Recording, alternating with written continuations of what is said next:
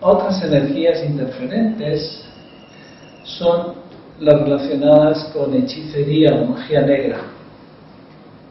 En estos casos se nota como el aura de la persona tiene una gran densidad, como si estuviera metido en una nube, con unas condiciones difíciles de vivir la energía. Y esa nube tiene como nudos en zonas importantes, pues la garganta, pueden ser el corazón, pueden ser otras áreas sexuales. Muchas de estas magias negras están relacionadas con vínculos de pareja o vínculos de mujer-hombre, también vínculos con el dinero y también vínculos con el odio. Sin embargo, todas ellas se solucionan porque tenemos la forma de hacerlo.